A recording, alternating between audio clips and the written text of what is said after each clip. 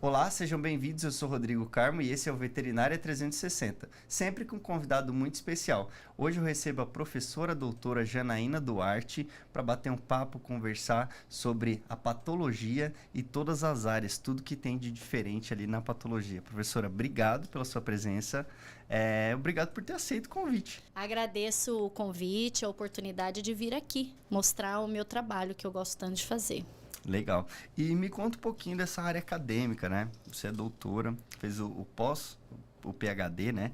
E conta pra gente como é que é essa rotina, essa sua trajetória dentro das universidades, né? A gente tem a graduação, a pós-graduação, o mestrado, o doutorado, né?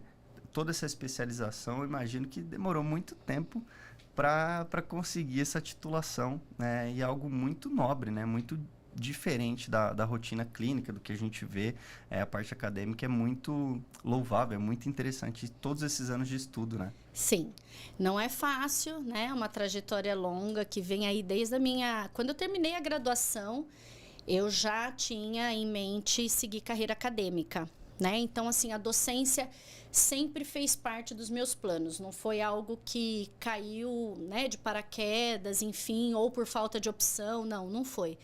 Eu sempre gostei muito de ensinar, gostei de estar à frente mesmo do ensino e sempre gostei muito da área da medicina veterinária. Então, eu falo que a medicina veterinária e a docência, elas fizeram com que eu conseguisse unir duas coisas que, desde muito pequena, eu gostava de fazer, eu gostava de brincar, eu gostava de conversar sobre... E eu sempre falo, né, que eu sou muito grata de ter escolhido esse caminho, porque realmente é um caminho que eu faço, eu falo que eu não faço por amor, eu faço com amor, né? E eu acho que isso é o mais importante. Mas não é fácil, né? Então, quando eu terminei a faculdade, trabalhei um tempo como veterinário autônomo, na área de clínica de pequenos, mas já sabendo, já buscando os caminhos da docência. E aí fiz o mestrado, engatei já no doutorado, né? Já fiz o doutorado. O doutorado eu fiz em São Paulo, na Universidade Federal de São Paulo, no Hospital São Paulo, né? Na Escola Paulista de Medicina, e junto ao Departamento de Patologia também. E a patologia é outra, eu digo que é outra ciência que está na minha vida desde muito cedo, porque na graduação eu sempre fiz estágio e iniciação científica dentro do Departamento de Patologia. Então, eu falo que as coisas só foram se costurando mesmo ao longo da minha formação. E foram anos, né? Anos entre mestrado, doutorado, acho que 5 para 6 anos, mais ou menos. E quando eu terminei o mestrado, eu já iniciei dando aula na graduação. Na época, época não significa muito... Faz pouco tempo, faz né? pouco tempo, né?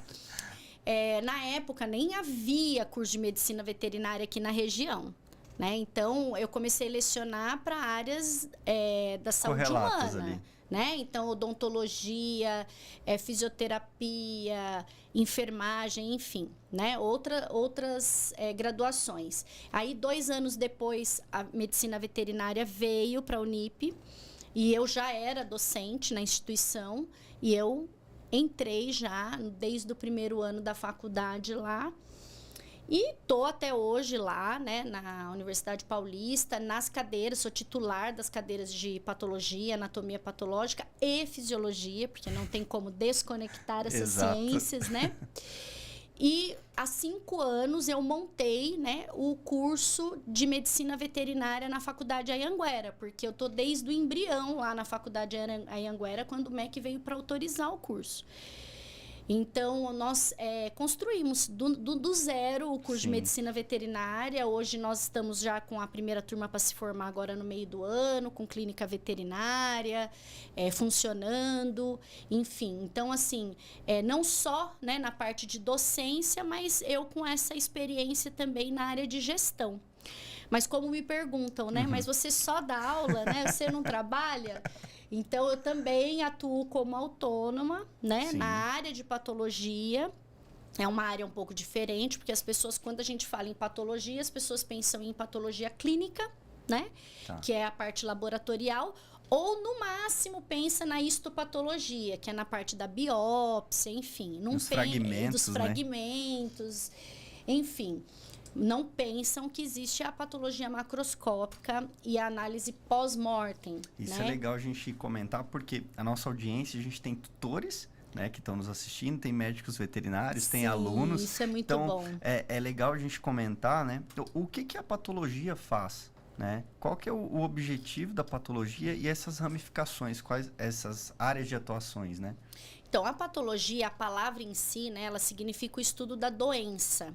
Mas eu falo sempre que vai além disso.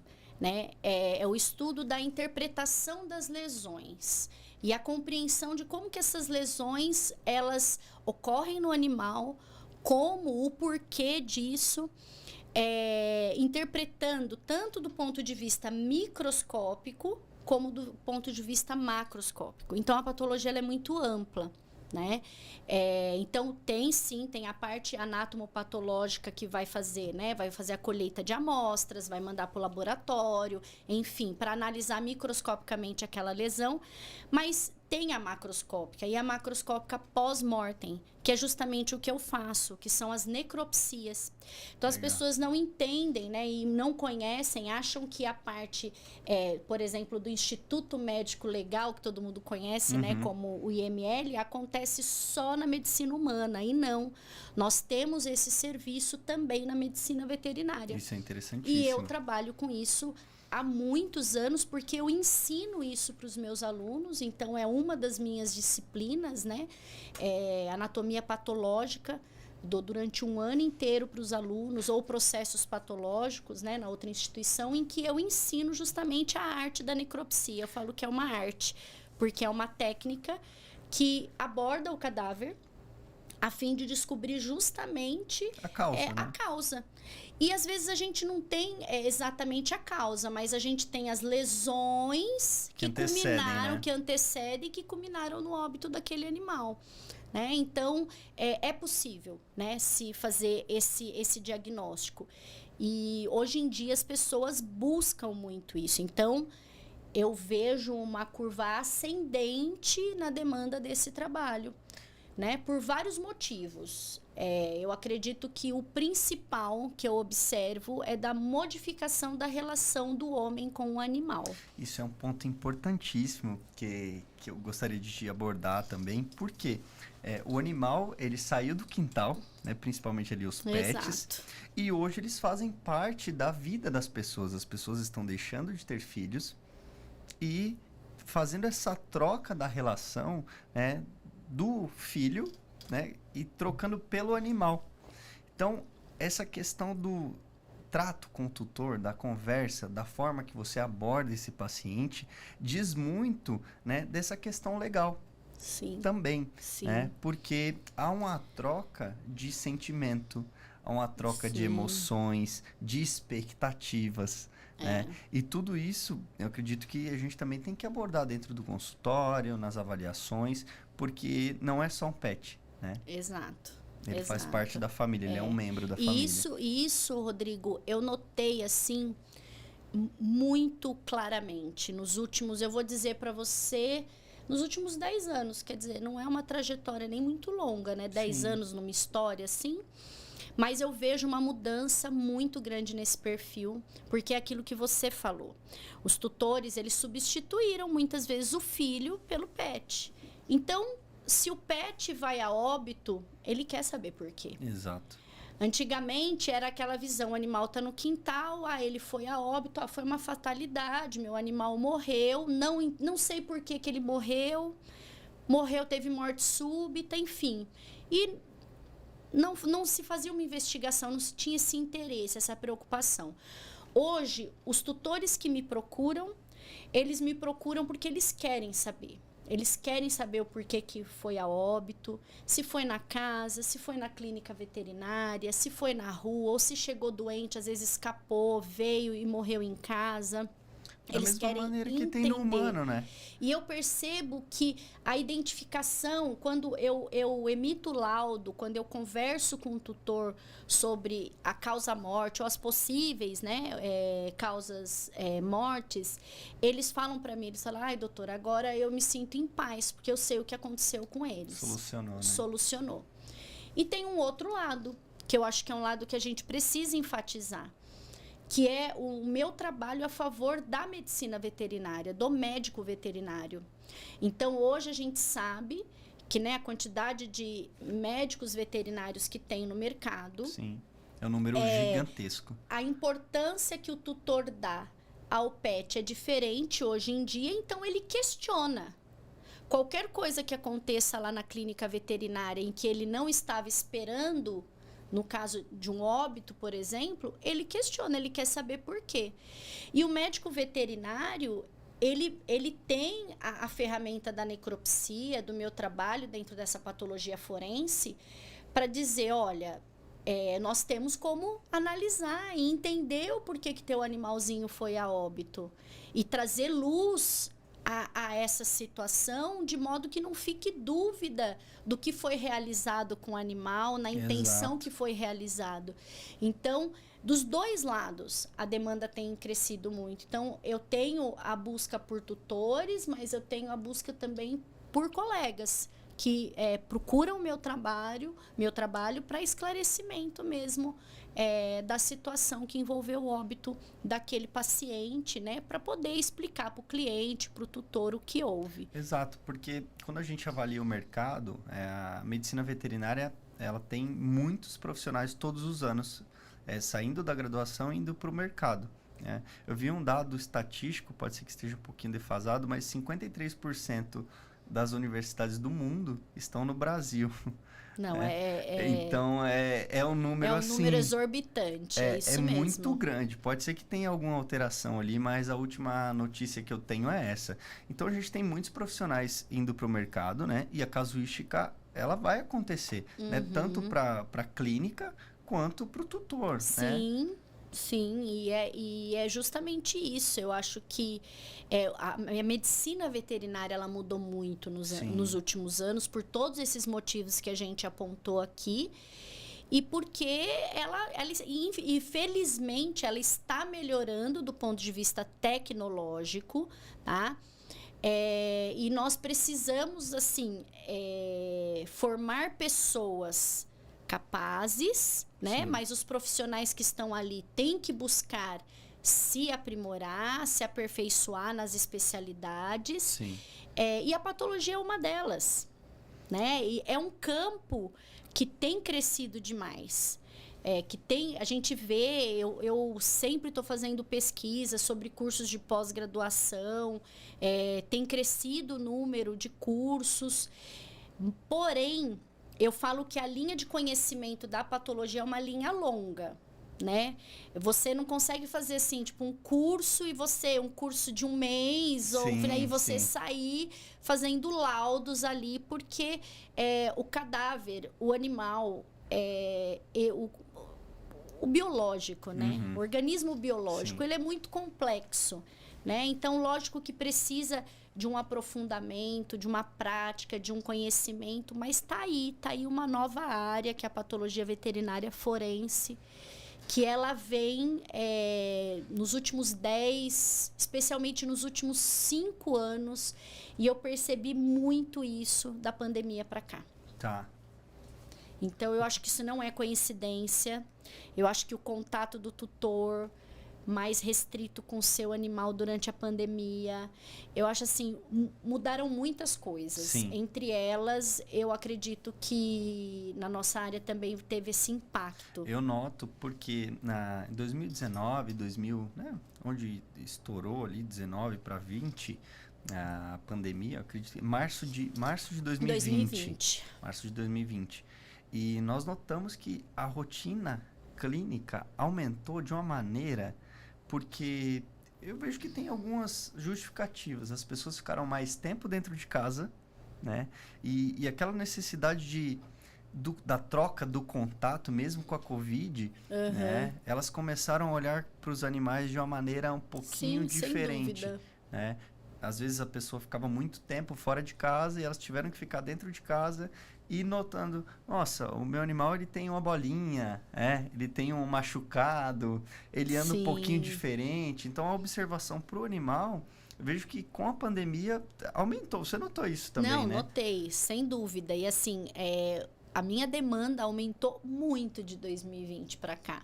Por isso que eu falo para você, não é coincidência. Existem coisas aí intrínsecas a esse aumento de demanda, que é esse contato, que é uma maior responsabilidade com os animais, com o que acontece com eles, a necessidade de compreensão. Então, mudou. E eu falo que foi, assim, mudou para melhor.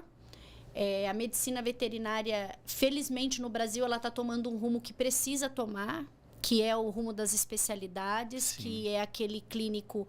Lógico, nós teremos sempre o clínico geral, o cirurgião geral, mas as especialidades, elas trazem uma qualidade de serviço indiscutível, né? E se é assim no ser humano, não tem como ser diferente para os animais, né? Então, eu acho que é uma área que a gente vai ouvir falar muito dela. E se depender de mim, vai ouvir falar todos os dias. Porque eu falo que eu vivo a patologia, né? A patologia está na minha pele, inclusive, né?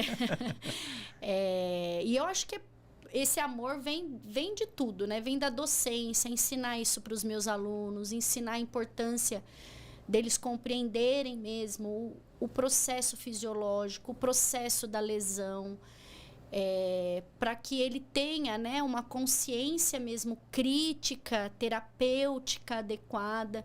Então, não adianta a gente ver que quando o profissional ele não entende como ele tem que entender na sua totalidade a fisiologia, a patologia, ele vai tropeçar no que diz respeito a diagnóstico, a tratamento, né, a técnicas terapêuticas, porque ele provavelmente ele vai fazer opções que não são opções adequadas, né? Ou não as mais adequadas.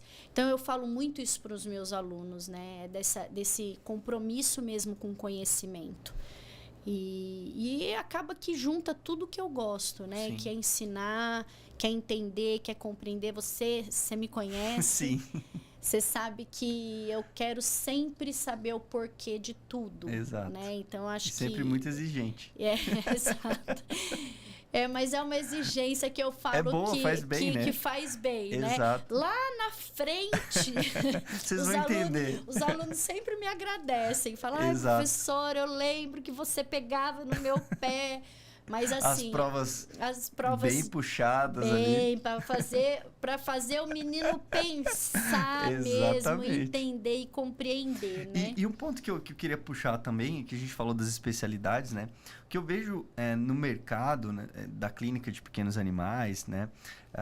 Eu vejo que tem muitos recém-formados que eles vão direto para a especialização, mas eles nem tiveram tanta rotina clínica assim.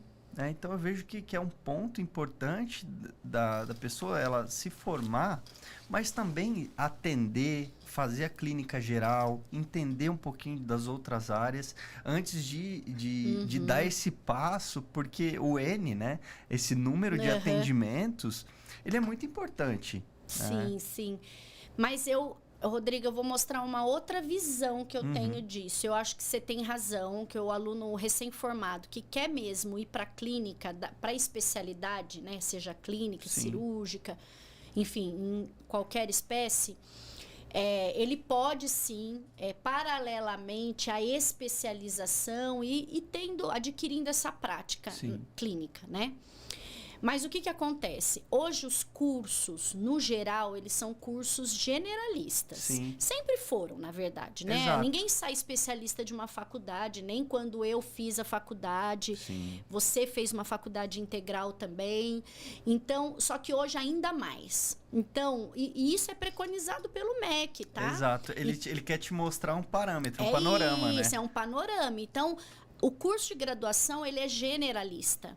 Então, a especialização, o aprofundamento, ele é cada dia mais na pós-graduação. Sim. Então, eu não acho ruim o aluno sair e fazer a especialização, porque ele vai poder fazer especialização em qualquer área e quantas vezes ele quiser. Por Sim. exemplo, ele fez uma especialização em cirurgia de tecidos moles. Ele é cirurgião, ele gosta de fazer, só que ele quer fazer também a de ortopedia. Não Sim. impede ele de fazer ortopedia. Exato. Então, depois ele faz a de ortopedia e assim, mas eu vou para uma área de endocrinologia. Ele pode fazer quantas ele quiser. Então, eu acho assim, que o importante de tudo isso é o aluno ou o egresso, né, o recém-formado, ele continuar estudando. Exato. Esse é um ponto... Esse é um ponto. Não é conversa de professor. Eu sei. Que eu sou professora, eu sou exigente, quem me conhece sabe, Sim. eu falo que preciso estudar. Mas não tem como a gente fazer certo e fazer bem se a gente não estuda Exato. aquilo que a gente se propõe a fazer. Então, o importante é isso, é o aluno estudar. Tá a fim de É o fazer, aluno, né? ele tá lá fazendo o plantão dele, aprendendo, pondo a mão na massa, mas ele tá estudando. O que não pode acontecer é o aluno que sai da faculdade, tiro o CRMV, E para. pronto, e para. Vou atender, aparece tudo e mais um pouco e ele assume. Exato. Isso é irresponsabilidade profissional, entre outros tantos termos que nós temos dentro do nosso regulamento. Não pode. A gente precisa desenvolver habilidade e competência para atuar naquela área. E também né? saber delegar. Que esse é um ponto importante. Exato, né? exato. Eu acredito que quando você pega uma demanda, entende aquela demanda e consegue terceirizar, opa, isso aqui saiu um pouquinho da minha rotina. Isso. Eu tenho um colega que faz isso aqui e faz bem. Exato. Não tem problema nenhum. Não tem, não tem. Mas ainda existe o profissional que ele tem receio de indicar e perder o cliente. Ou ele tem aquela questão que, infelizmente, a gente tem que falar aqui, que é a da ganância. Sim. Né? Inclusive, hoje eu tive uma reunião de trabalho com uma colega e a gente estava falando justamente sobre isso. Né? Que, vamos dizer, um veterinário ele se forma ou já está formado há um tempo, ele resolve fazer necropsia, prestar esse serviço.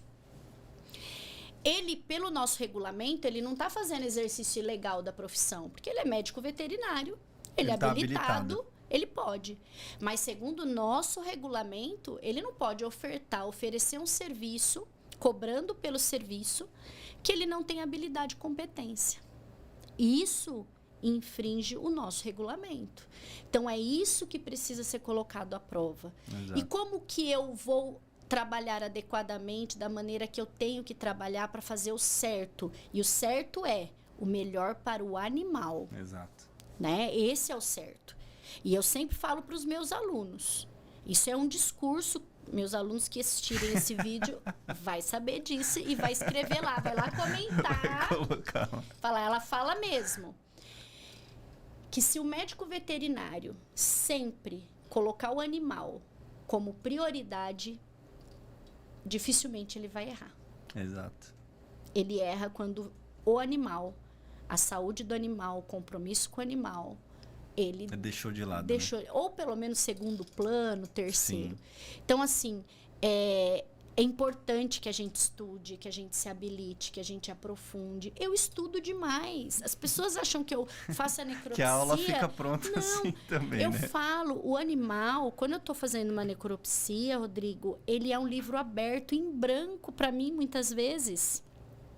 Em que eu vejo as alterações e eu falo, caramba, eu preciso juntar tudo isso. E às vezes é de uma espécie diferente, que eu também faço em várias espécies. O que eu faço para fechar um laudo sério, um laudo com compromisso profissional? Eu sento e estudo muito. Então, é isso, é estudar, é se aprofundar, é oferecer um serviço em que você tem habilidade e competência. A faculdade, ela vai ser generalista, ela vai dar o alicerce da educação na medicina veterinária, mas quem vai preencher de blocos e vai construir aquilo, aí é o aluno, depois que ele se forma, continuando a estudar. Sim. E sempre, sempre. Você já se formou há quanto tempo? Há 5 anos. Você parou de estudar em Não. algum momento? É isso. Não para porque as dúvidas elas aparecem todos os dias. Exato. né? E você acompanhar outros profissionais também que são melhores que você, não tem Ótimo, problema não, nenhum. Não, eu acho perfeito, porque é um Exato. conhecimento que você está adquirindo ali na prática, em loco, Sim. enfim, sem dúvida. E isso é importantíssimo, porque a gente tem que trabalhar, né? Essa questão das crenças, do merecimento, de entender que tem algumas áreas que você precisa estudar mais, porque você já não tem aquela habilidade, ou precisa desenvolver, e vai demorar um tempo para você aprender outra área, outra coisa. Né? Sim. E do ponto de vista, assim, da pós-graduação, você tinha comentado que tem alguns planos ali para os próximos anos, né? Tem coisa aí que está sendo articulada para que saia em breve. Conta pra gente. Então, isso daí assim, é em primeira mão, Primeira né? mão aqui, viu, gente? Lógico que eu não vou ainda dar os detalhes, eu vou fazer um suspense a respeito disso, mas eu estou montando um curso de pós-graduação na área. E é um curso que não tem no Brasil, no modelo que eu estou montando, voltado para patologia, tá? Para aquilo que eu faço. Então, assim, coisas boas estão por vir, né? Legal. Estão no forno. É lógico que isso demanda um tempo, porque é algo, né, que a gente precisa fazer com muita precisão, né? Tem que ser muito assertivo em todos os sentidos, mas principalmente naquilo que a gente está ofertando para realmente a gente promover esse conhecimento para os médicos veterinários que procurarem o serviço. Mas é isso, tá? Tá para sair coisa boa. Legal. E me buscaram, né? Vieram até mim me propor a construção, né, desse curso. E eu topei o desafio. Eu falo, a vida é movimento. Legal. Então, eu tô sempre, profissionalmente falando, eu tô sempre, em cada etapa da minha vida, buscando uma coisa nova. E a docência, ela me persegue. Pode ser pós-graduação, graduação. Eu tô sempre com um pezinho ali. Ainda quero escrever meu livro. É Legal. um dos outros projetos que eu tenho. E eu acho que tem que ser assim. A gente tem que deixar nossa contribuição para nossa área. Aqui na região do Vale cresceu muito. Né? Então, a gente tem que dar nossa contribuição e fazer valer o nosso conselho regional. Sim, exato. Fazer valer toda essa minha formação, porque afinal, Rodrigo, de tudo que a gente tem, de tudo que a gente fez, nós somos privilegiados. Exato. E a gente conseguir transbordar aquilo que a gente sabe, aquilo que a gente conhece, não tem forma melhor da gente retribuir para a sociedade, para as pessoas e para nós mesmos, né? Como satisfação pessoal, eu estou transbordando aquilo que eu sei, aquilo que eu conheço, eu estou fazendo algo melhor, algo melhorar, alguém se transformar, né? Então, esse transbordo também faz parte de mim, assim, dessa necessidade que eu tenho de transferir o que eu sei, o que eu conheço, a minha vivência. Porque nós somos, como eu falei, privilegiados de estarmos onde a gente está. Se a gente pensar que a gente faz parte de 1% da população desse planeta, sim, a gente tem que, de alguma forma, contribuir, né? É isso. Exato. E a gente está chegando na parte final do nosso podcast. Tenho certeza que a gente contribuiu muito para as pessoas. Eu, como seu ex-aluno, como host aqui desse podcast, como profissional, fico muito feliz da tua presença, da gente contribuir, levar informação, levar essa profissão que é tão bonita. Eu digo que a medicina veterinária, ela encanta. Ela encanta. Porque você faz com amor, por amor, né? E é gostoso você retribuir isso para os animais, para as pessoas, para os tutores, né? Que o animalzinho ali, que ele viva mais tempo com as pessoas, né? Para trazer mais alegria, que o animal ele tem isso, né? Ele troca, ele renova a energia. Exato. Eu falo que eu lido com luto, né? Eu lido quando as pessoas me procuram, é porque o animalzinho foi a óbito. E eu falo e eu sempre falo isso para os tutores, eu sempre acolho muito esse luto e eu falo, fique em paz, porque você ofereceu o maior amor do mundo e recebeu o mais puro deles. Sim. E é bem isso, né? E a minha profissão, a minha área, né, como patologista, traz esse conforto. Então, eu receber de um tutor, agora eu vou conseguir dormir em paz. Porque muitas vezes eles se sentem culpados, né, de terem falhado em algum momento, enfim, até o colega.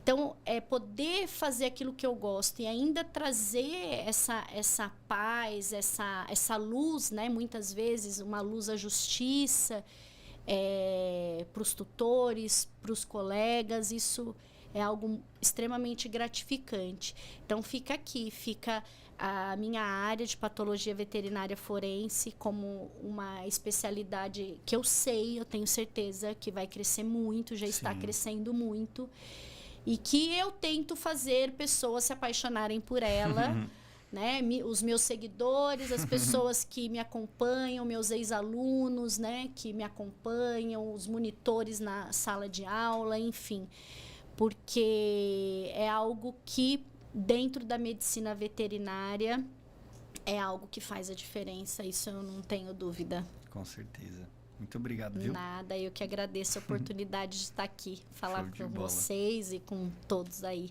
que acompanham o Veterinária 360. Obrigado. Certo? Então, se você gostou, curta, comente, compartilhe, ative as notificações e até mais.